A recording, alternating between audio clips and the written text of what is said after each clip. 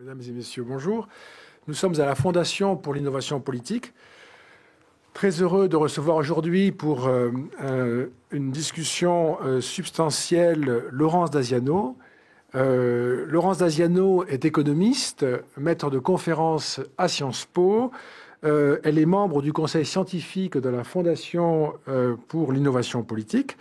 Et Laurence Daziano, nous vous recevons aujourd'hui pour discuter du livre que vous venez de publier chez Armand Collin, Les pays émergents, approche géoéconomique. Ce livre vient conclure une première série de travaux sur le sujet et qui avait été précédée d'esquisses, je dirais, dont nous avons eu la chance à la Fondation pour l'innovation politique d'en publier au moins deux aspects. Un premier aspect qui était la nouvelle vague des émergents, une note donc rédigée par Laurence Daziano, et puis plus récemment, l'urbanisation du monde, une chance pour la France. Et je me souviens parfaitement, d'abord c'était pas très ancien, juillet 2013, pour la nouvelle vague des émergents. Il me semble que vous avez été la première à signaler le cas de tel ou tel pays, et notamment de l'Éthiopie. Et il y a eu après une espèce d'Éthiopia mania, en quelque sorte. Et on était très fiers à la Fondation d'avoir été, de ce point de vue-là, comme nous devons l'être, innovants grâce à vous et à vos travaux. Alors, je suis d'autant plus heureux de discuter avec vous aujourd'hui de ce sujet évidemment central. On va en dire un mot et puis on aura un échange très riche, que je vais le faire en compagnie de personnes très autorisées. D'abord, Madame Anne-Marie Idrac, que je salue. Très heureux de vous recevoir une fois encore à la Fondation. On avait déjà eu cette chance et on se réjouit de pouvoir aujourd'hui à nouveau vous avoir à nos côtés et échanger avec vous.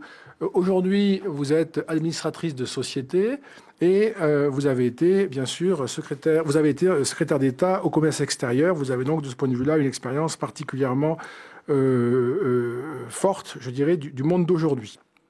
Et puis, Jean-Claude Paille, que je suis très heureux aussi d'associer à notre échange. Cher Jean-Claude, vous avez été le président de la Fondation pour l'innovation politique, mais d'autres titres dans votre carrière sont plus impressionnants, et je retiendrai simplement aujourd'hui que vous avez été secrétaire général de l'OCDE, donc là aussi une expérience particulièrement significative. Alors je dis simplement quelques mots sur l'effet que m'a produit le livre de Laurence Daziano. Je propose ensuite à Madame Anne-Marie Idrac d'intervenir. Puis nous aurons une présentation par Laurence Daziano de son ouvrage et ensuite le point de vue de Jean-Claude Paille et une discussion entre nous. Voilà. Alors simplement, moi je vais être très bref à ce stade, d'ailleurs, je ne vais pas être plus long plus tard, mais simplement dire que ce qui me paraît très saisissant dans la lecture du livre de Laurence Daziano, c'est que nous sommes bien, en lisant ce livre, au cœur de la globalisation. Et la question des émergents fait surgir presque à elle seule tout le processus de globalisation. On voit bien comment, par la croissance économique, par l'accroissement démographique, par la puissance de ces sociétés, et pas simplement de ces pays comme économie, et vous consacrez des chapitres très importants à la sociologie de ces pays émergents. Ce n'est pas simplement l'économie ou la monnaie ou les questions énergétiques qui sont abordées dans votre livre de façon approfondie. C'est aussi la sociologie, la démographie, la culture. Il y a un chapitre passionnant sur la question religieuse, qui moi me paraît vraiment très approprié parce que nous avons eu à la Fondation, en 2010, nous avons fait une grande enquête sur les jeunes dans le monde, sur les 5 continents, 25 000 jeunes que nous avions interrogés, et on avait été frappé de voir l'importance du fait religieux à travers le monde. Et là, vous reprenez cette idée-là avec force et argument pour montrer aussi à quel point la globalisation fait changer le monde. Et ce qui me paraît, moi, et je voudrais ajouter ces points-là, ce qui me paraît déterminant est le fait que si nous regardons les émergents, nous voyons, alors là je suis un petit peu grosso modo pour commencer, mais nous voyons quand même un monde qui va bien, avec de la croissance, avec un niveau de vie qui augmente, qui s'améliore, avec des classes moyennes qui apparaissent. Vous en parlez aussi, c'est très important. Nous avons une richesse qui a doublé en 10 ans, si je parle de la richesse planétaire. Nous avons une espérance de vie qui, entre 90 et 2012, a augmenté dans le monde des émergents de 9 ans et dans le monde des pays développés de 6 ans Donc l'écart entre les deux mondes se réduit. Il est encore grand, mais il se réduit. Je voyais encore l'autre jour une étude de la FAO qui montrait un effondrement de la famine, un recul spectaculaire de la famine, et ne serait-ce qu'entre 2009 et 2011, 35 millions de personnes sont sorties de l'état de malnutrition caractérisé. Donc c'est un monde qui va mieux parce que les émergents vont de plus en plus bien. Et je dis cela parce que politiquement c'est majeur. Si le monde des émergents, c'est-à-dire la principale part de l'humanité, vit de mieux en mieux, la globalisation, elle va aller encore plus loin. Et ils ne vont pas souhaiter arrêter ce qui améliore presque chaque jour leurs conditions. Et donc nous avons là un argument très puissant pour considérer, c'est l'usage que j'en fais aussitôt, peut-être il est un peu politique, mais j'en fais aussitôt l'usage, que les thématiques de démondialisation seront à faire sans les autres, en quelque sorte. On peut se démondialiser tout seul, mais il ne faut pas compter sur les émergents qui ont 1000 raisons sérieuses et déjà prouvées pour eux de continuer sur cette route. Voilà, donc j'en termine là avec cette rapide introduction pour passer la parole à Madame Anne-Marie Drac. Madame Anne-Marie Drac, je vous passe la parole. Donc, en étant encore une fois heureux de vous recevoir pour ce livre que vous avez préfacé et donc que vous connaissez bien. Et à ce titre, voilà, vous êtes la première intervenante. Merci beaucoup. Merci beaucoup. C'est toujours un plaisir de me retrouver ici à la Fondation. Et puis, il y a de nombreux visages amis. Alors, j'ai préféré ce bouquin pour la bonne raison qu'il est excellent. C'est très intéressant, c'est très bien fait, extrêmement documenté sans être ennuyeux du tout. Et comme vous l'avez dit, très riche, parce que sur la couverture, il y a écrit géoéconomie. Mais enfin, c'est parce que Laurence est trop modeste, puisque comme vous l'avez dit, il y a un chapitre absolument passionnant sur les classes moyennes, il y a le fait religieux, il y a l'urbanisation, voilà. Nous sommes effectivement, comme vous l'avez dit, avec ce livre, depuis les années 2000, dans ce que certains ont appelé un grand basculement. Je suis persuadé que le secrétaire général, M. Paille, ne me démentira pas. L'un des grands phénomènes, on va dire, historiques, qui est survenu l'année dernière, c'est que la moitié du PIB, la moitié du PIB a été le fait des pays hors OCDE. On va dire des pays sous-développés, en développement, en émergence, tout ce qu'on voudra. C'est un énorme basculement. Comme vous l'avez dit, un autre phénomène très intéressant dans la mondialisation, et Laurence montre que l'émergence, c'est le produit des pays dont elle parle, c'est le produit de la mondialisation. L'un des phénomènes extrêmement intéressants et qui s'accélère ou qui s'est accéléré ces dernières années, y compris pour la France, c'est l'interdépendance. Interdépendance, on va en parler certainement sur les sujets du type environnement, mais aussi interdépendance dans les chaînes de valeur industrielles. Au départ de cette histoire, on était sur une espèce de spécialisation extrêmement simple. Nous, les pays industrialisés, on allait vendre nos technologies à ces pays et de ce fait accroître l'emploi et continuer à garder notre avance technologique. Et puis on allait importer des matières premières et des produits pas chers qui permettraient d'améliorer le pouvoir d'achat. Grosso modo, c'était ça le paradigme, le deal implicite. Et puis les choses se sont complexifiées grâce à cette fameuse émergence. C'est-à-dire que aujourd'hui, un certain nombre de pays, à commencer par la Chine, qui a évidemment un destin unique dans toute cette histoire, eh bien, sont aussi engagés dans la course technologique. Soit pour être directement nos concurrents sur certains produits, soit d'ailleurs pour envahir complètement le marché sur d'autres, comme beaucoup de fournitures pour les télécoms, soit, et c'est sur ce point que je voulais insister, pour être des fournisseurs de composants.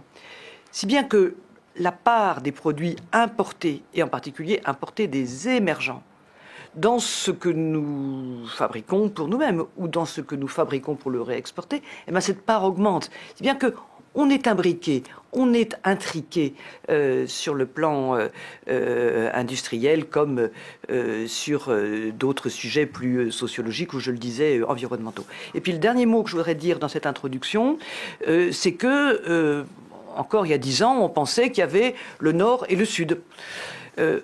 Aujourd'hui, la croissance des échanges Sud-Sud, la croissance des solidarités Sud-Sud, par exemple, le Brésil apporte des financements à l'Angola. Bon. On voit la Chine pour toutes sortes de raisons. On n'aime pas tellement le mot Chine-Afrique, ou le phénomène qu'il peut y avoir derrière, mais on voit la Chine de plus en plus intervenante en Afrique, etc. etc. Et donc, il y a certains phénomènes qui sont en train de se passer en dehors de nous. Et je pense que l'un des grands sujets pour l'Europe, et donc pour la France, c'est de pas, comme vous dites, rester à l'écart de tout ça.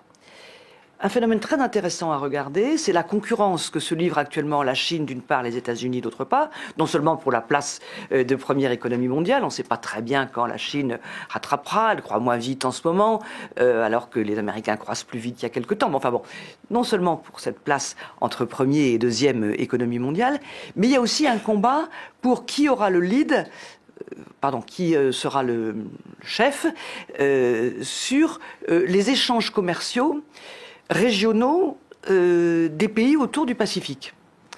Et chacun essaye d'être le plus fort. Alors, les Américains essayent de faire un accord sans la Chine, en séduisant les nouveaux émergents que Laurence décrit bien, que sont le Vietnam, les pays de l'ASEAN. Bon.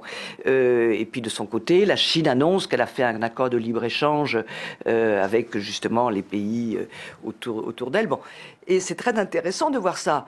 Mais en même temps, on se dit, nous, Européens, il faut quand même pas qu'on soit complètement en dehors de ces grands flux. Il faut qu'on reste sur la planisphère. Bon. Et c'est l'un des intérêts, par exemple, des discussions sur l'accord avec les États-Unis transatlantique. Bon, peu importe. Donc, bref, il y a effectivement, à propos de cette émergence, des phénomènes, comme vous l'avez dit, extrêmement globaux, qui sont très positifs, en ce sens qu'on ne peut quand même pas être triste que des millions de gens sortent de la famine. On ne va quand même pas, à ma génération, on envoyait du papier de chocolat en Afrique, monsieur l'ambassadeur. Bon. Aujourd'hui, je préfère que ça se passe grâce au commerce et grâce à l'engagement de travail de ces populations d'Afrique ou d'ailleurs. Donc, on ne va quand même pas, surtout nous, la patrie des droits de l'homme, quand même, être replié sur cette générosité-là. Et puis, surtout, ils nous donnent une leçon, ces pays émergents. Ce sont des pays de l'envie. Les pays où les gens ont envie. On est à l'opposé de la grand-mère européenne décrite la semaine dernière ou il y a quelques jours par le pape à Strasbourg. Ce sont des pays dans lesquels les gens ont envie de travailler, les gens ont envie d'un sort meilleur, les gens ont espoir pour leurs enfants. Et dans une certaine mesure, ils nous donnent aussi un exemple, à la fois parce qu'on peut aller chercher la croissance chez eux, peut-être qu'on en reparlera dans le débat, mais aussi sur le plan de l'attitude morale, de l'attitude intime.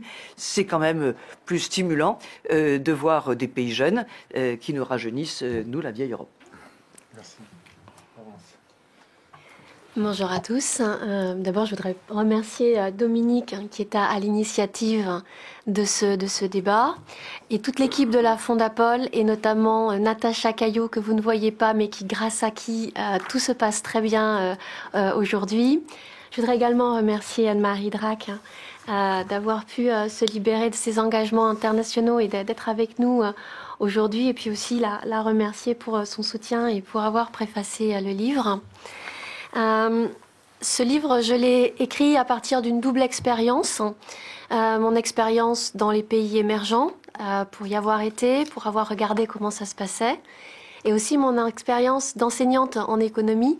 D'ailleurs, je suis très contente de voir certains de mes étudiants qui sont là aujourd'hui, parce que ce livre, je l'ai d'abord écrit pour eux, mais je l'ai écrit aussi pour tous ceux qui veulent remettre les pays émergents dans leur contexte. Dans le contexte aujourd'hui d'un monde qui est compliqué, on vient de le dire, qui est multiforme. Et les pays émergents sont un peu comme un phénomène de mode. Alors, comme un phénomène de mode, c'est-à-dire que ils ont été portés au nu pendant un temps et aujourd'hui, on les critique, ils sont décriés. D'abord, il faut remettre les pays émergents dans le contexte historique. Ça, c'est important. Le XXe siècle s'est arrêté avec la chute du mur de Berlin. Et comme l'a dit Anne-Marie Drac, depuis, le monde est entré dans un cycle à la fois économique et historique qui est très puissant, c'est la globalisation. Et ça, on le voit notamment sur 4 facteurs. Le premier, c'est que l'homme n'est plus un agriculteur, l'homme est un citadin. C'est-à-dire que l'urbanisation a pris une importance de plus en plus grande dans nos sociétés. C'est d'ailleurs un des travaux que j'ai aussi publié à la Fondapol. Il y a aussi la mobilité à la fois des gens et des marchandises. Souvenons-nous, Marco Polo, quand il est allé en Chine, il a mis 3 ans. Aujourd'hui, un vol commercial Paris-Pékin, c'est 11 heures. Donc ça a considérablement réduit les distances. Vous avez aussi la révolution médicale, je n'y reviens pas, la révolution démographique, et on voit que les pays émergents sont en train de terminer leur transition démographique. Et puis vous avez la fin de la domination de notre monde occidental, cette domination mondiale, qui a commencé il y a à peu près 150 ans avec la révolution industrielle. Et aujourd'hui, la Chine, dont Anne-Marie Drac vient de parler, dont on va, je pense, beaucoup parler, elle reprend sa place, parce qu'il ne faut pas oublier que la Chine, pendant 1500 ans, c'était 1/3 du PIB mondial, et que c'est vrai que pendant 150 ans, on les a un petit peu moins vus sur la scène mondiale. Ils se sont éclipsés depuis la guerre de l'opium, 1850, jusqu'à la réémergence de la Chine début des années 80 avec Deng Xiaoping. Et donc ce sont ces évolutions qui sont importantes, qui sont à l'origine des pays émergents. Et la première idée force de mon livre, c'est que le fait que ces pays émergents arrivent sur le devant de la scène, notamment avec les BRICS. Les BRICS ne sont pas un phénomène isolé. Les BRICS sont les premiers émergents, sont maintenant ce qu'on peut appeler des grands émergents. Certains, je les considère même déjà comme des émergés. Et derrière, il y a d'autres pays qui arrivent. Donc les BRICS, je n'y reviens pas, ils sont connus. Les autres pays qui sont en train de devenir les grands émergents, qui sont les grands émergents de demain, et que Dominique a cité, c'était la première note, ma première collaboration avec la Fondapol. Pour moi, ce sont le Bangladesh, l'Éthiopie, le Nigeria, l'Indonésie, le Vietnam et le Mexique, que j'ai essayé de rassembler sous un acronyme qui est un peu plus difficile que BRICS et qui est BENIVEM. Et donc, ces pays, aujourd'hui, ces grands émergents, l'autre idée que j'ai voulu faire passer également dans mon livre, c'est que ces émergents défendent des idées qui sont différentes des nôtres et qui nous interrogent. Et également, aujourd'hui, ils veulent que leur poids dans la gouvernance mondiale soit à l'image de leur poids économique. Alors, ils ont des idées qui sont différentes des nôtres, on le voit dans le domaine économique, dans le domaine de la vision du monde qu'ils ont en général, dans le domaine politique. Et à ce titre-là, l'association entre capitalisme et autoritarisme asiatique, c'est quelque chose qui doit nous interpeller. Et ça nous pose un défi énorme pour nous, sociétés démocratiques occidentales, qui ne voyons la création de richesses qu'à travers la démocratie. Et puis, ces émergents, ils veulent leur place et ils veulent dire leur mot dans toutes les instances internationales de gouvernance. Au Conseil de sécurité de l'ONU, le Brésil veut y rentrer. À l'OMC, ils veulent aussi avoir leur mot à dire. Dans les négociations climatiques, on voit bien que la Chine veut aussi avoir son mot à dire. Je ne vous parle même pas des droits de vote au FMI, du G20. Donc, ils ont une puissance économique qu'aujourd'hui, ils veulent mettre en adéquation avec leur capacité également d'influer les choses. Si on reprend sur le thème plus financier, les instruments financiers multilatéraux. Nous avons notre bon vieux système de Bretton Woods, avec la Banque mondiale, le FMI. Et qu'est-ce qui se passe aujourd'hui, mais tout récemment, qu'ont fait les BRICS? Les BRICS ont commencé par dire, on veut créer notre banque à nous, notre banque des BRICS. Ils l'ont annoncé très officiellement lors de leur sommet en juillet dernier à Fortaleza. À l'APEC, au mois d'octobre dernier, les Chinois ont poussé nouvelle banque asiatique d'investissement dans les infrastructures. Donc là aussi, comme pour la banque pour les BRICS, la moitié des fonds, de la mise de fonds et de ces banques, ce sont des fonds chinois. Ce sont eux aujourd'hui qui ont la puissance financière. Et puis les Chinois qui sont en train d'essayer de reconstituer la route de la soie avec des comptoirs commerciaux un petit peu partout dans leur zone d'influence, ont également créé un fonds 40 milliards de dollars, une paille, pour que leur influence aussi s'agrandisse dans ces pays. Et c'est là que je voudrais insister sur la Chine, parce qu'il faut se replacer dans le contexte historique. Je l'ai dit, pendant 1500 ans, la Chine a créé un tiers du PIB mondial. Et la Chine a une vision du monde qui est bien à elle. Elle dit qu'elle est l'empire du milieu. Et je crois que pour nous, occidentaux, il faut bien qu'on comprenne ce que ça veut dire, empire du milieu. Ça ne veut pas dire qu'ils sont juste au centre de la carte. Ça veut dire qu'ils se voient au centre du monde et qu'ils veulent organiser le monde, c'est-à-dire nous, tout au centre de leur pays. On en a parlé, ils sont en train de parler avec les États-Unis, ils veulent avoir un dialogue entre égaux dans le Pacifique. Les États-Unis n'en veulent pas, mais c'est quand même la prétention qu'a la Chine, elle veut ce dialogue entre égaux. Juste là-dessus, je me permets, Laurence, vous avez en ce moment une exposition absolument merveilleuse au musée Guimet, sur la Chine c'est superbe, sur la Chine des Han, donc il y a 2000 ans et plus même, où il nous est appris, en tout cas moi je l'ai appris, que la Chine, avant de se considérer comme l'empire du milieu, se considérait tout simplement comme l'autre du ciel. Il y a le ciel et il y a la terre. La terre, c'était la Chine. Donc c'était même l'affirmation d'une universalité totale.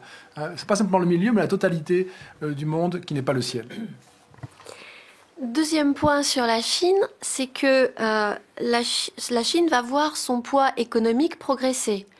Aujourd'hui, la Chine, on le dit, est la deuxième économie mondiale.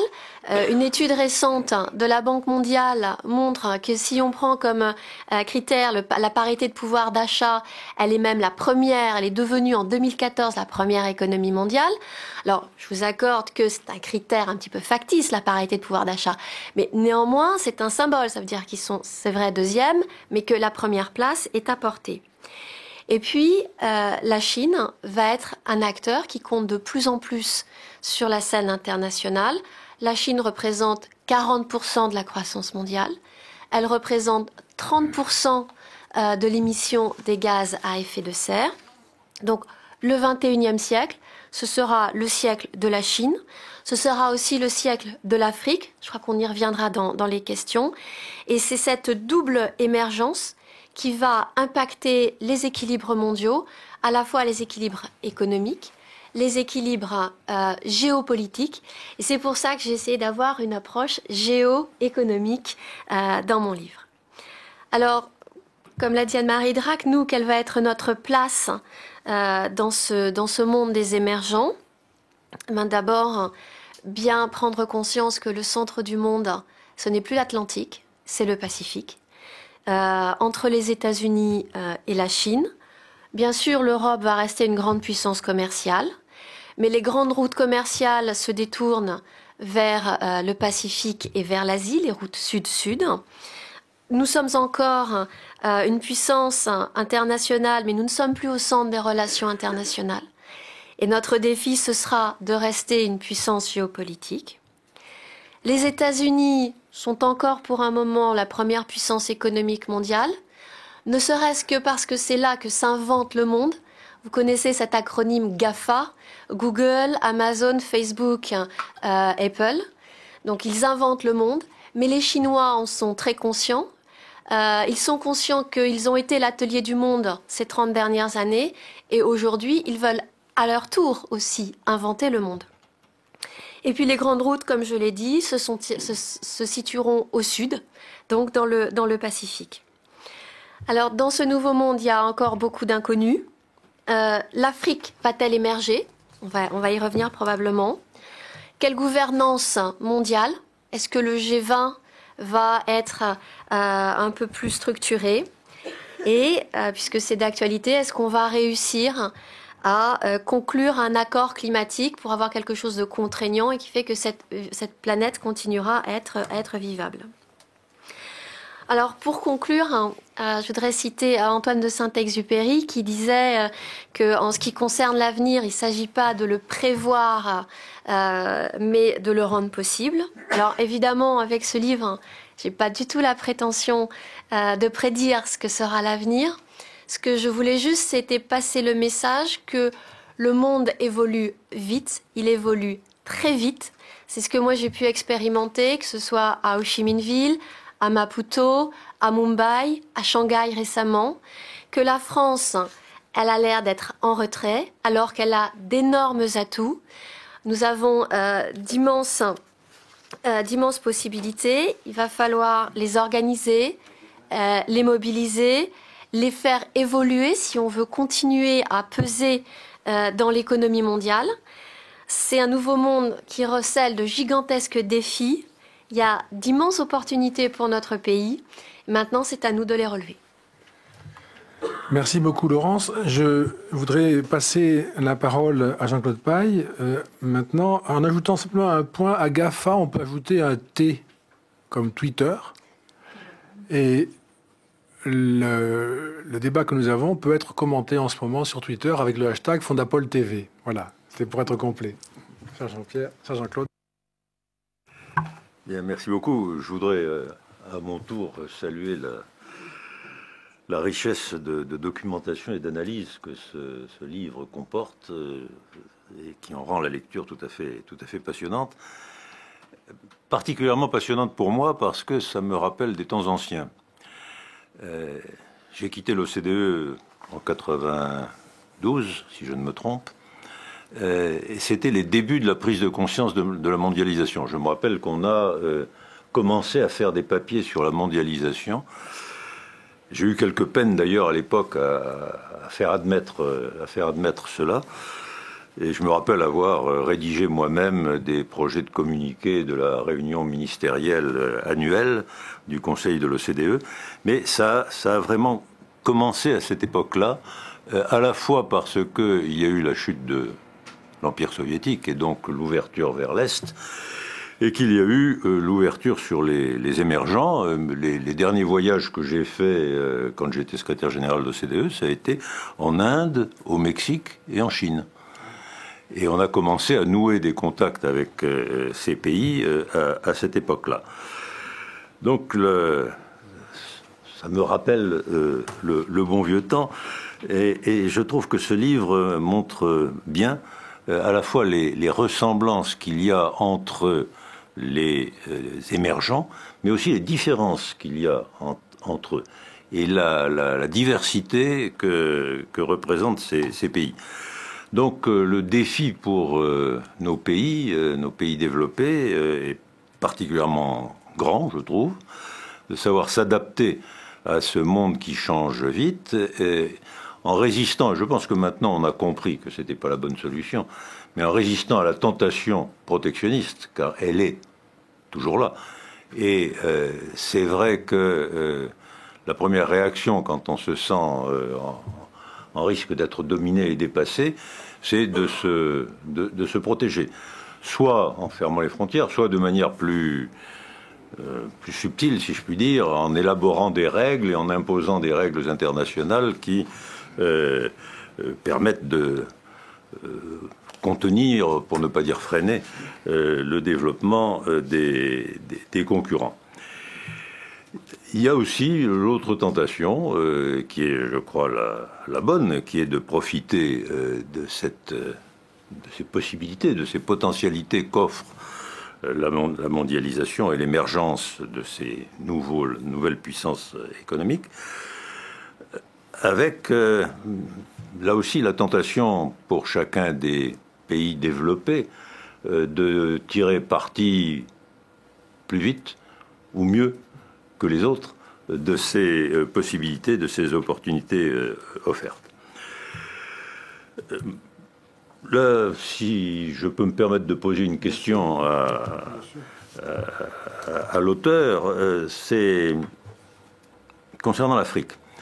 Elle, dans son livre, elle met tout à fait en lumière, et à mon avis à juste titre, le potentiel énorme de cette région du monde.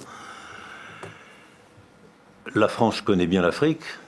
Est-ce que ça signifie que la France a un avantage concurrentiel à exploiter? Et est-ce que, à votre avis, s'il y a un tel avantage concurrentiel, elle est en état et en mesure de l'exploiter? Merci.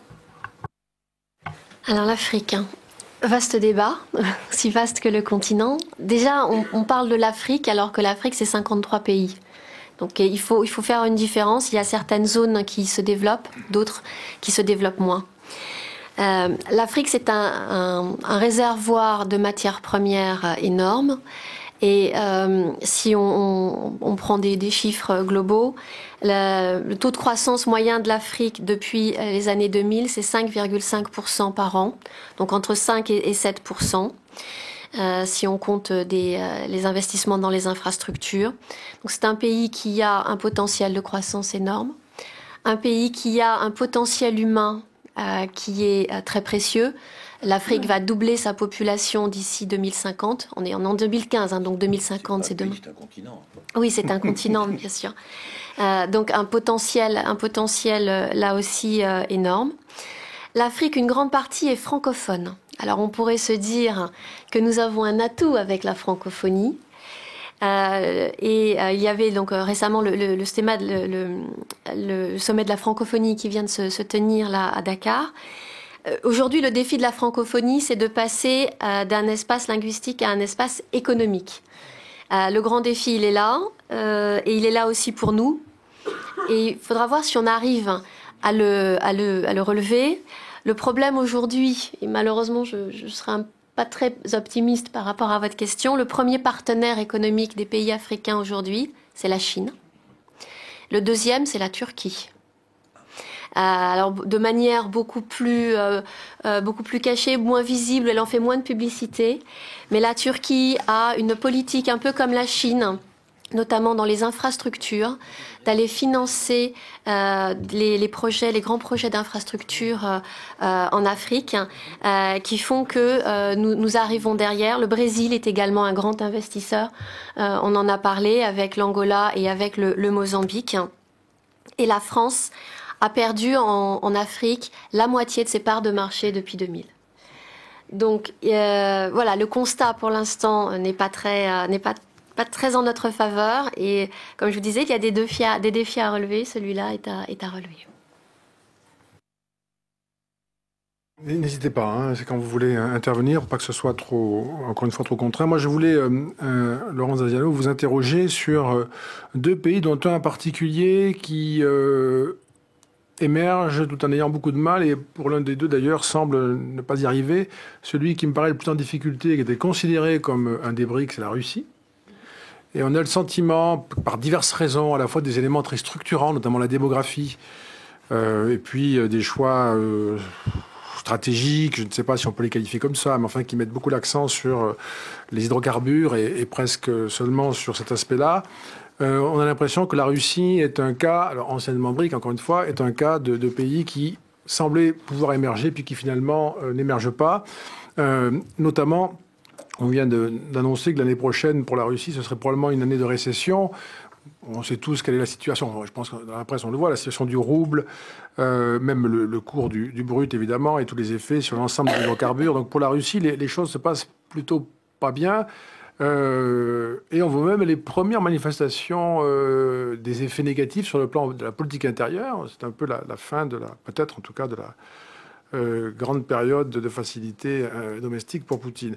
Donc comment vous regardez cela? Le deuxième exemple, c'est le Mexique. Alors le Mexique, c'est paradoxal parce que sur le plan économique, ça reste très, très impressionnant, mais le Mexique a quand même un problème considérable au plan intérieur, notamment en termes de sécurité, qui est devenu quand même un sujet majeur. Je crois que c'est le pays le plus dangereux du monde aujourd'hui, plus dangereux que... Je ne sais pas si c'est encore vrai qu'il est plus dangereux que l'Irak, mais il l'était en tout cas il y a un an.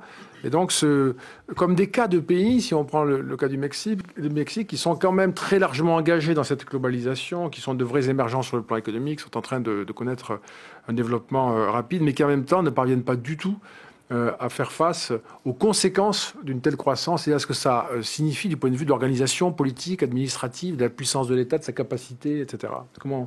Quel est le regard que vous portez sur ces deux pays? Alors d'abord sur la Russie. Moi, j'ai toujours été un petit peu sceptique de placer la Russie dans un pays émergent. La Russie, c'était une grande puissance au XIXe siècle. L'Union soviétique était une des deux grandes puissances du XXe siècle. Mettre la Russie dans un pays émergent, pour moi, ça me semble quand même un petit peu... La Russie est une puissance tout court. Alors il faut toujours regarder le temps long quand on regarde les pays. La Russie connaît aujourd'hui des difficultés qui sont conjoncturelles, vous l'avez dit, le prix du brut s'effondre. Ils ont un souci, le rouble s'effondre également. Ça, il faut en être très conscient quand même, parce que le rouble a perdu depuis le début de l'année la moitié de sa valeur par rapport à l'euro, les 2/3 de sa valeur par rapport au dollar, et rien qu'en un mois, au mois d'octobre, il a perdu 1/4 de sa valeur par rapport aux deux monnaies. Donc ça, c'est vraiment préoccupant. Le fait que le prix du pétrole baisse, c'est pas très bon non plus, puisque vous avez la grande partie des recettes budgétaires de la Russie qui sont dues au pétrole. Néanmoins, la Russie, quoi qu'on en dise, Poutine ne gère pas si mal que ça économiquement la Russie. Elle a des réserves qui sont importantes. Beaucoup d'économistes disent que même avec une situation qui est difficile pour les Russes, parce que les sanctions commencent à porter leurs effets, ils commencent à avoir des restrictions intérieures sur les menus à Moscou. Vous voyez que certains plats, vous pouvez plus les manger parce qu'il y a plus d'importation. Néanmoins, les Russes, c'est un peuple très dur. Ils ont une capacité de résilience, une capacité de faire face qui est importante. La plupart des économistes disent que la Russie peut tenir 2 ans dans ces conditions. Ma lecture préférée, The Economist, disait la semaine dernière qu'il tiendrait beaucoup moins longtemps. Néanmoins, la Russie a une forte capacité à tenir. Ils finiront par négocier, mais encore une fois, parce que là, c'est quand même tout est relié à la crise ukrainienne. La Russie est une puissance, il ne faut pas lui faire perdre la face. Et vouloir aller à l'affrontement avec la Russie, c'est pas une bonne idée. Ça n'aboutira pas. Donc économiquement, c'est difficile. Mais c'est résilient et il y a encore des réserves, ils peuvent encore tenir. Et juste encore sur la Russie, Laurence Daziano, votre réponse est très convaincante. Mais là où on voit quelque chose d'étrange, c'est au fond la manière qu'a le pouvoir russe, Vladimir Poutine et les élites russes de gouverner le pays paraît quand même enraciné dans une conception très classique, très ancienne de la puissance et de l'action internationale. Et ça leur coûte très très cher. Ils n'ont pas, comme d'autres émergents, compris, semble-t-il, que peut-être leur force aujourd'hui, elle passait par une autre forme d'action, d'influence. La Russie est un immense pays dont on sait la richesse culturelle, par exemple. Et il n'y a pas cette idée de jouer sur autre chose. Bon, bien sûr, la richesse économique, les matières premières, vous l'avez dit, le territoire est prodigieusement doté. Je pense qu'à peu près toutes les réserves possibles se trouvent en Russie. Et pourquoi c'est pas quelque chose qui touche aux élites russes, mais enfin, cette conception très archaïque, en quelque sorte, de la puissance. Hein, on envoie des chars, on fait des rodomontades, on essaie d'impressionner celui qu'on reçoit. Enfin, c'est quand même une conception très archaïque de la puissance, qui n'est pas du tout d'aujourd'hui, en revanche, je trouve. C'est vrai. C'est dans l'attitude de Vladimir Poutine, vous avez cette idée qu'il fait les choses à l'ancienne. Et en même temps, Vladimir Poutine s'est tourné vers la Chine, qui est quand même une première pour les Russes. Les Chinois n'attendaient que ça. Donc ils ont bien négocié, mais quand vous regardez, Poutine est en train de se tourner vers la Chine, que ce soit en termes de ressources, donc avec l'accord sur le gaz. Ils ont fait aussi un accord pour faire le transsibérien. Les Chinois lorgnent sur la Russie, sur la Sibérie notamment, qui est à leur frontière, qui est très peu peuplée, qui est très riche. Les Russes, d'ailleurs, n'arrivent pas à tenir leurs frontières. Si on allait voir vraiment, on verrait qu'il y a plus de Chinois du côté russe de la frontière que de Russes. Donc je pense que la Russie est un tournant. Je crois qu'il ne faut pas sous-estimer les dirigeants russes. Ils sont assez intelligents pour voir les choses. Alors, ils ont leur vieille méthode. Effectivement, ils envoient des troupes, ils envoient des chars en Russie, en Ukraine, en enlevant le petit drapeau Russie. Mais en même temps, ils ont une vision de l'économie qui est beaucoup plus tournée vers l'avenir. Et le fait qu'ils essaient de réorienter vers l'Asie est aussi, pour moi, une marque de voir vers l'avenir et de sortir de ces vieux réflexes. Sur le Mexique... Effectivement, le Mexique a tous les atouts pour être un pays émergent. Je l'avais déjà dit dans ma note.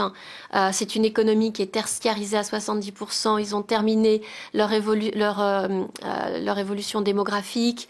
C'est un pays qui a fait sortir de la population de sa pauvreté. C'est une population qui est très urbanisée. Le seul problème, et c'était déjà le bémol que j'avais mis dans ma note de juillet 2013 sur le Mexique, le seul problème du Mexique aujourd'hui, c'est que l'émergence est liée à la capacité ou non de l'État à gérer cette mafia et ces narcotrafiquants.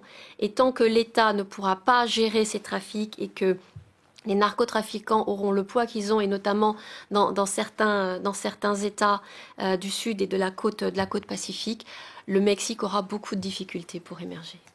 Je voudrais rebondir là-dessus pour souligner que les réformes économiques ou les progrès économiques, ils sont presque partout liés à des réformes politiques, institutionnelles, ou notamment sur la sécurité, ou on pourrait dire sur les sécurités. Sécurité juridique, sécurité financière, sécurité des contrats et sécurité au sens où on en parle pour le Mexique. Par parenthèse, en Colombie, par exemple, comme au point de vue de sécuritaire, ça va beaucoup mieux, eh bien, les atouts économiques réussissent à s'épanouir de manière extrêmement convaincante. Et donc ça, c'est très intéressant de voir que cette globalisation, elle s'est traduite aussi par la volonté donc de s'insérer dans les flux internationaux, en particulier la volonté pour ces pays émergents de pouvoir attirer des investisseurs, donc d'offrir à ces investisseurs un cadre juridico-financier à peu près convaincant, ou en tout cas attirant, et de ce fait des réformes institutionnelles, des réformes politiques. Une des raisons pour lesquelles le terme BRIC est assez dépassé, d'abord c'est parce que je suis d'accord sur le fait que le R n'aurait sans doute jamais dû y être. Bon. Ensuite parce que le C est devenu prédominant, la Chine, donc c'est en soi seul un destin. Et puis aussi parce qu'il y a des grandes différences, ne serait-ce que du point de vue politique. Par exemple, l'Inde est, dit-on, la plus grande démocratie du monde. Et on sait qu'en Inde, il y a un certain nombre de difficultés ou de retards au développement qui sont dus non pas au fait que c'est la plus grande démocratie du monde, on ne va pas dire ça, surtout à la Fondapol, bon, mais à un certain nombre de soucis d'organisation liés au caractère fédéral, liés à des difficultés dans les responsabilités des États les uns par rapport aux autres, des institutions les unes par rapport aux autres.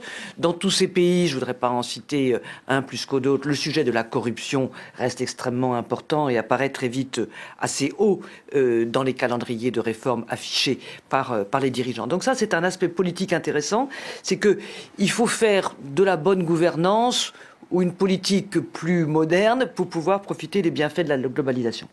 Et la deuxième chose que je voudrais dire, toujours sur ce sujet politique, c'est que on est encore loin d'un poids politique allant avec le poids économique. Pendant pas mal de temps, les grands émergents que nous avons cités étaient un peu comme des chauves-souris.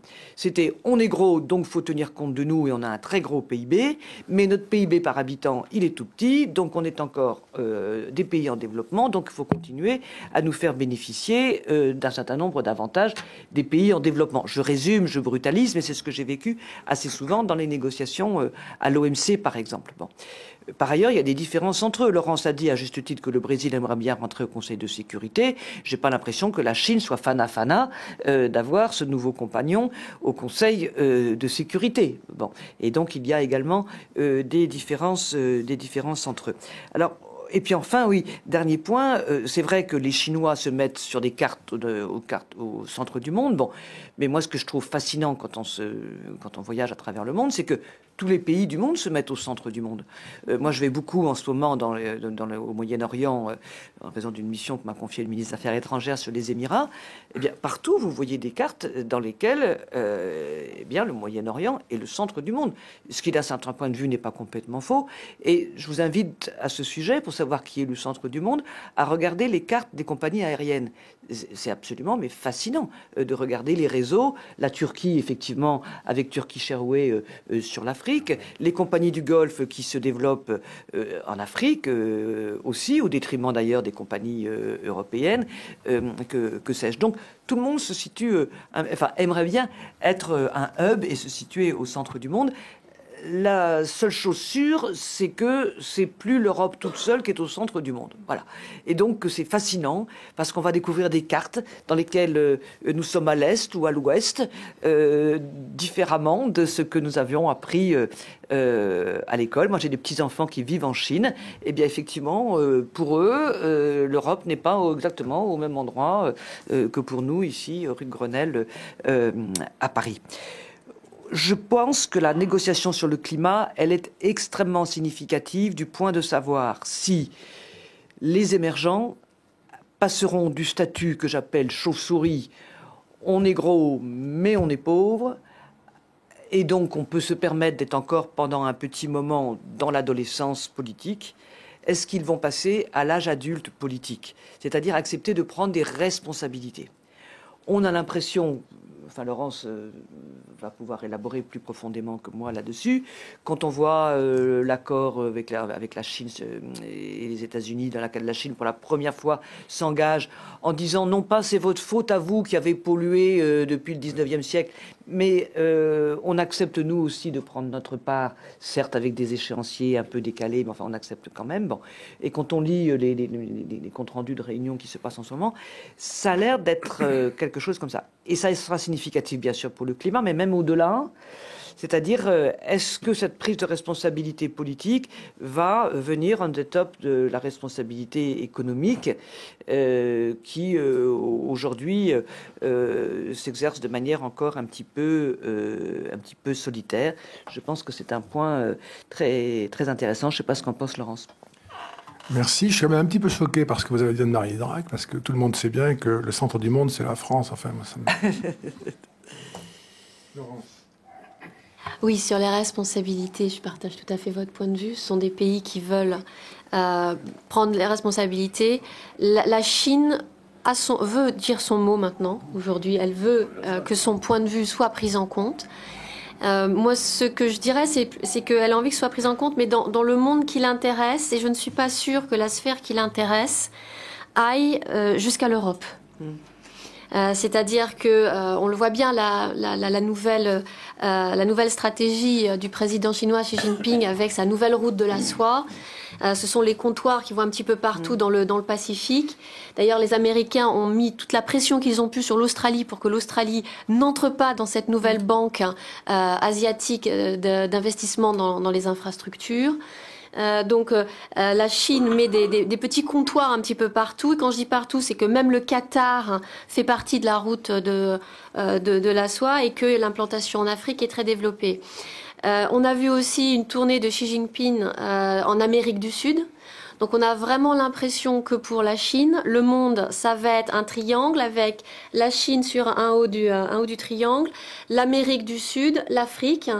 Et le reste du monde ne va pas beaucoup l'intéresser. Voilà, c'est un petit peu ma crainte. Mais dans ce cadre-là, oui, la Chine voudra dire son mot, que ce soit sur le climat, sur la monnaie, sur le FMI, ils en ont quand même assez de la politique qui est menée, ils veulent avoir leur mot à dire. On voit également qu'en termes monétaires, ils sont en train de libéraliser leur monnaie et que de plus en plus, ça va devenir une monnaie d'échange. Donc on se demandait quand on a lancé l'euro, est-ce que l'euro va réussir à concurrencer le dollar comme monnaie internationale? Le vrai concurrent du dollar en monnaie internationale, ça va être le yuan, et dans pas très longtemps, parce que ça commence déjà dans les contrats internationaux. Donc oui, ils vont prendre leur place, oui, ils ont leur mot à dire, mais j'ai peur que ce soit juste là où ça les intéresse. Et c'est ça qui va être encore plus difficile pour nous, c'est-à-dire que ce ne seront pas une puissance aussi globale que l'ont été ou ont voulu l'être les États-Unis qui voulaient tout gérer. La Chine, elle voudra gérer ce qui l'intéresse. Mais là, elle voudra vraiment le gérer. Jean-Claude, vas-y. Un mot simplement à propos de la Chine, une anecdote. Quand je suis allé là-bas, au titre de l'OCDE, l'un de mes interlocuteurs m'a dit « Comment êtes-vous venu en Chine ?» Je dis par avion, mais par où êtes-vous passé? Il dit par la Sibérie, on a survolé la Sibérie, etc. Et il me dit, vous avez regardé par la fenêtre? C'est vide. Ça promet. Je me suis dit, ça promet. Oui, c'est très... Et comme l'a dit Laurence Daziano, c'est vrai que ça fait déjà pas mal de temps que les Chinois ils sont de plus en plus nombreux, de plus en plus présents. Quand on lit votre ouvrage, Laurence Daziano, on voit quelque chose qui n'est pas suffisamment souligné, parce que le point de vue que nous avons, nous, et c'est bien naturel, c'est le nôtre, c'est depuis notre expérience de la globalisation, le point de vue que nous avons, nous, les Occidentaux, les Européens en particulier, peut-être un peu plus encore les Français, c'est propre, en tout cas pour les Européens, c'est certain que c'est une communauté de sensations, je dirais. C'est une globalisation qui nous bouleverse très fondamentalement sur à peu près tous les compartiments de notre existence, où rien n'est épargné et où nous sommes en quelque sorte, moi j'utilise une formule qui pour résumer cela, une espèce de déstabilisation existentielle, où rien n'est vraiment comme avant, et on comprend que ce sera plus jamais comme avant, mais tout, absolument tout. Et donc on a une forme de trouble à l'égard de tout cela, mais on ne pense pas suffisamment que la même chose arrive aux émergents. Et évidemment, comme on les crédite, à juste titre, d'un bénéfice significatif tiré de la globalisation, la croissance notamment, on laisse de côté le fait que culturellement, eux-mêmes sont profondément impactés, brutalisés par le propre processus qui les porte, et sont eux-mêmes, en quelque sorte, culturellement et existentiellement très bouleversés par tout ce qui se passe. Et il n'y a pas chez eux qu'une expérience heureuse de tout cela, bien sûr. Mais on s'attend à... Notamment quand vous parlez des classes moyennes, on ne peut pas s'empêcher, enfin moi c'est un peu là, le politologue qui pense comme ça, mais pas s'empêcher de se dire que malgré tout l'émergence des classes moyennes par des effets d'enrichissement matériel et puis d'enrichissement aussi, il y a du progrès humain aussi non matériel, on ne peut pas s'empêcher d'imaginer un processus de démocratisation. Non pas qu'on l'espère, évidemment, je pense que c'est une évidence qu'il faut l'espérer, mais ce n'est pas le sujet. Mais la combinaison dont vous parliez dans votre introduction entre un capitalisme et un autoritarisme tout à fait bien tenu, est-ce que c'est quelque chose qui peut résister à l'enrichissement? Est-ce que ça peut résister à l'émergence d'une classe moyenne pour la Chine comme pour l'Inde? La Chine est dans une situation plus autoritaire, bien sûr, mais c'est spectaculaire. Est-ce que ça peut résister? Est-ce qu'il y a des éléments qui, selon vous, nous amènent à imaginer une évolution de ces pays? C'est difficile, hein, c'est une question un peu... C'est une question très difficile. C'est une question difficile parce que justement, on est dans notre mode de pensée, comme je le disais en introduction, où pour nous, occidentaux, la richesse est venue avec la révolution industrielle, elle est venue avec le processus de démocratisation en Europe occidentale, aux États-Unis. Et en face de nous, on a un système qui est le système chinois, où les gens se sont enrichis. La moitié de la population chinoise a été quand même sortie de la pauvreté ces 30 dernières années. Donc quand on dit la moitié de la population chinoise, c'est, si on reprend les chiffres, c'est à peu près 400 à 600 millions de personnes qui sont sorties de la pauvreté en 30 ans. Donc on ne peut pas dire qu'il n'y a pas eu d'enrichissement. Donc il y a eu un enrichissement en Chine. Et en parallèle, vous avez ce système qui est politiquement totalement verrouillé. Et c'est ça qui, moi, m'interpelle beaucoup. Qui me questionne.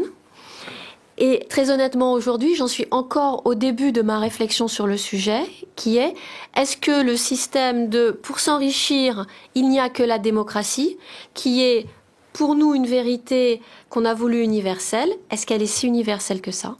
Parce qu'on voit ailleurs que ça fonctionne. Est-ce qu'ailleurs, ça va fonctionner longtemps, effectivement?